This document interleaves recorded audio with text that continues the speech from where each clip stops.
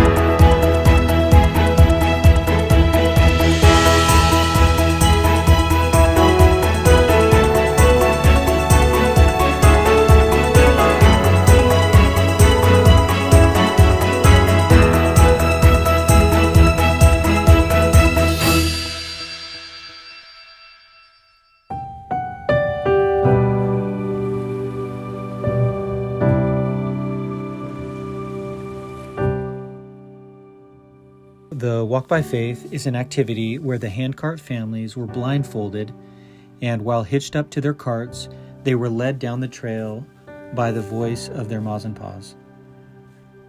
So the families did this one at a time so they couldn't hear what the others were doing, and while they went along, other voices would appear and give opposite instructions, and they would be loud and urgent, and they were meant to distract the youth and drown out the instructions of the mas and pas. The voices would often grab attention, especially at first, but those youth that realized that there were trusted voices and deceiving ones learned who they could trust, and they could lock in and ignore the distractions and move on with faith.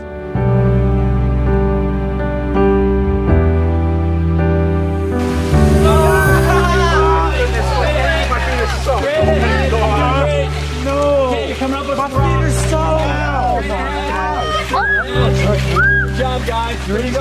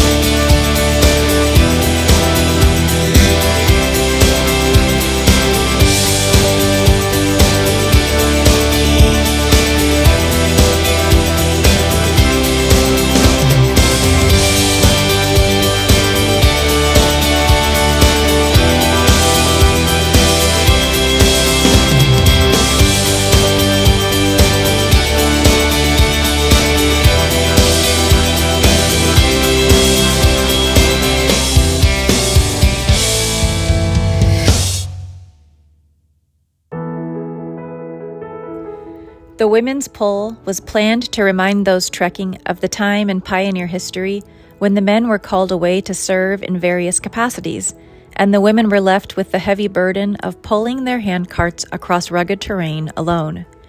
This difficult and sacred time of our history is a testament to the sacrifices made by so many in the name of faith. Experiencing this together taught us that our burdens become lighter and easier to bear when we lend a hand and support one another through faith, sacrifice, and love.